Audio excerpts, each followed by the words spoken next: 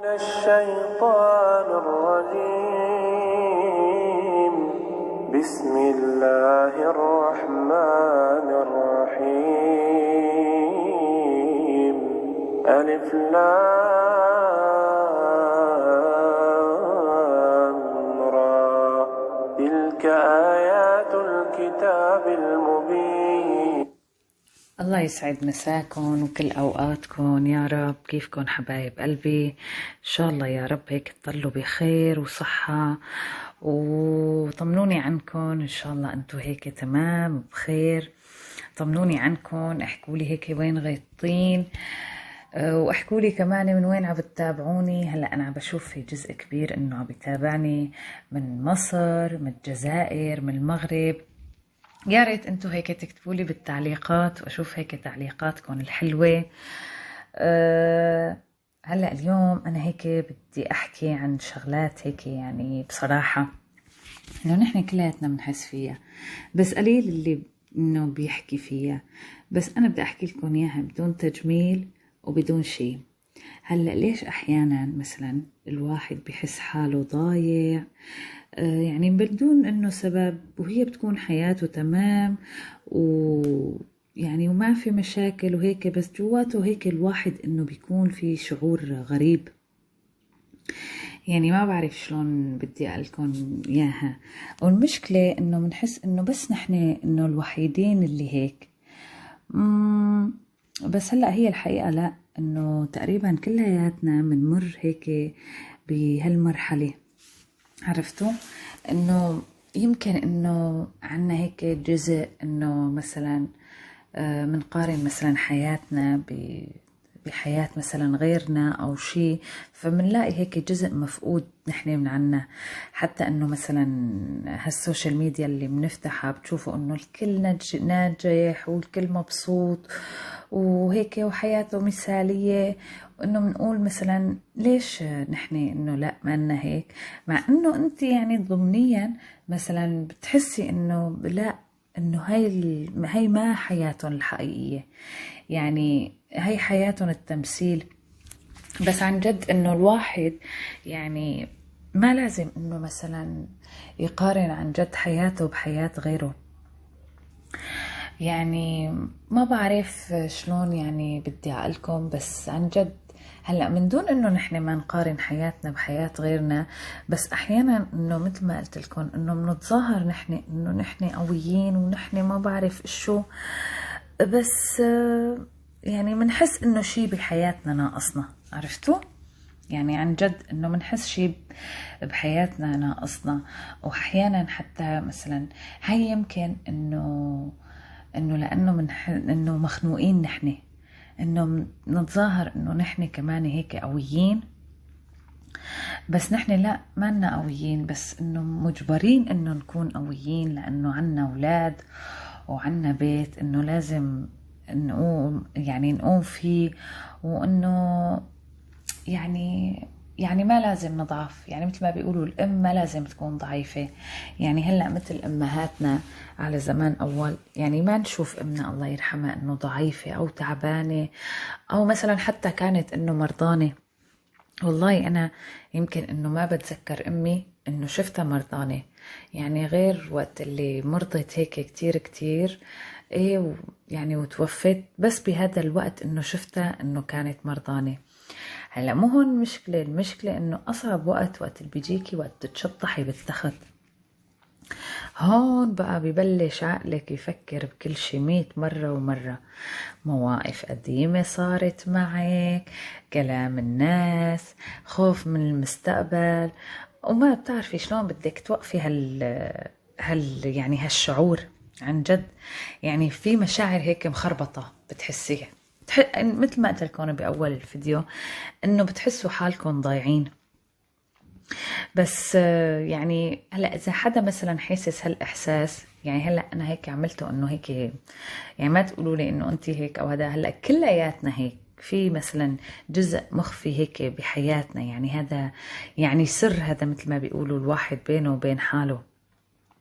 بس ما تفكروا مثلا انه بس انا او بس انتوا اللي يعني اللي عم بتتابعوني مثلا انه هيك بتحسوا، لا، يعني هاي الحياة، يعني هاي الحياة عادي انه مثلا بتكوني محتارة، بتكوني مثلا صيفني بشي انه بدك تقارني حالك بحدا تاني، يعني عادي، يعني هاي سنة الكون مثل ما بيقولوا.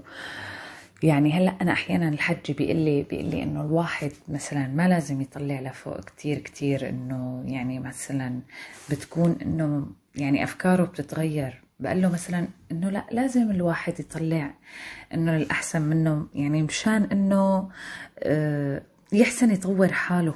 انه انا هيك بحس، ما بعرف، انه الواحد مشان يحسن يطور حاله انه لازم يطلع مثلا للاحسن منه. هلا انا احيانا بقول خلاص لا بقى بدي اصور يوتيوب، ولا بقى بدي اعمل شيء وما في مشاهدات، ويعني وصار لي وقت انه يعني ما عم بحقق فيه شيء.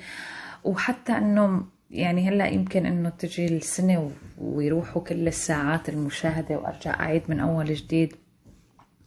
وبشوف مثلا يعني كتير خلق هيك على اليوتيوب وقنوات انه يعني ما في بوقت قليل ما شاء الله انه نجحوا وهيك. يعني بقول انه ليش يعني انا الله يعني ما اعطاني هيك؟ طبعا لا اعتراض على حكم الله طبعا، يعني كل شيء الواحد كل تأخيرة بيقولوا فيها خيرة كمان.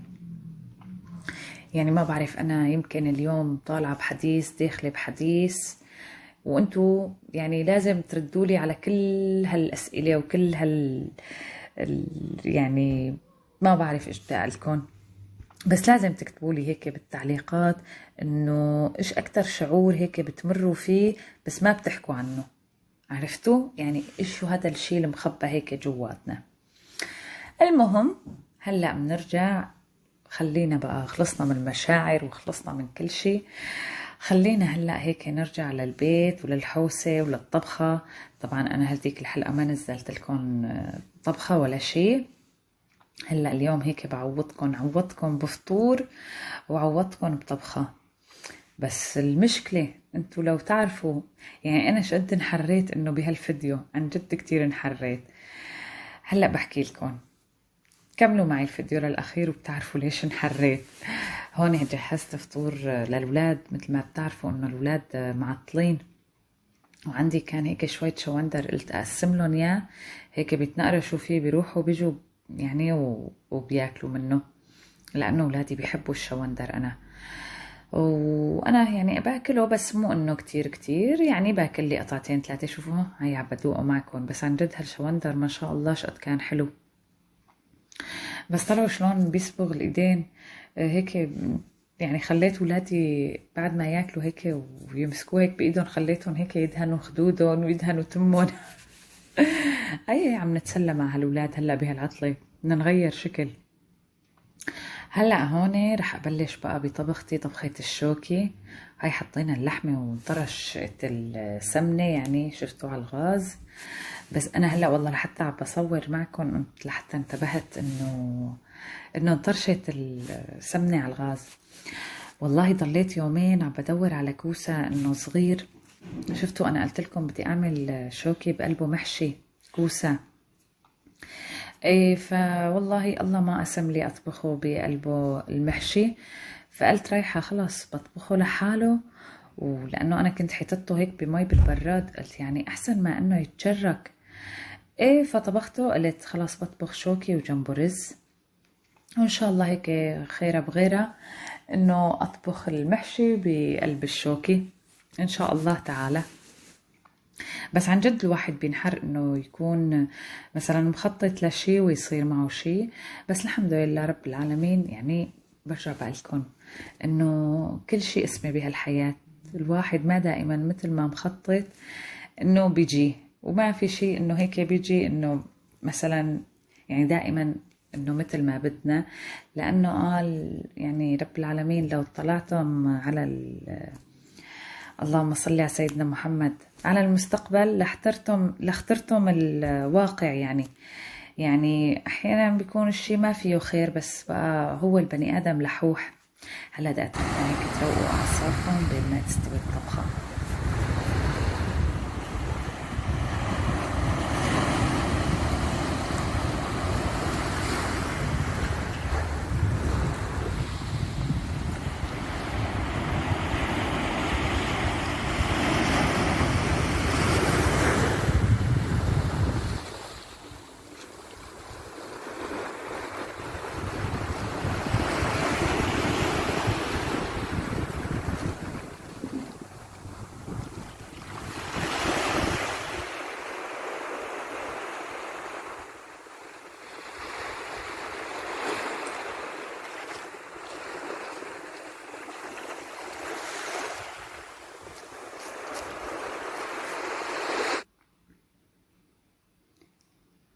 وهلا هيك بنرجع لطبختنا. قلت هيك اخليكم تروقوا اعصابكم، واذا وحده هيك حاسه مثل ما قلت لكم هيك باول الفيديو انه بس هي اللي مثلا انه في شغلات جواتها هيك وما بتحسن بتحكيها، فما بس انه انا وانتي وانتي وغيرنا وغيراتنا، كلياتنا نفس الشيء. بقى هلا هيك تركتكم شوي مع البحر تهدوا هيك نفسيتكم، لانه سبحان الله وقت تبركوا قدام البحر بتنسوا كل شيء.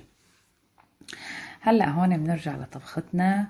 هلا هون عم بطبخ الرز ورايح يعني يستوي الشوكي. شفتوا يعني بما انه اخضر فما اكل انه استواء كتير كتير، يعني والله اللهم صل على النبي فورا انه هيك ماع واستوى.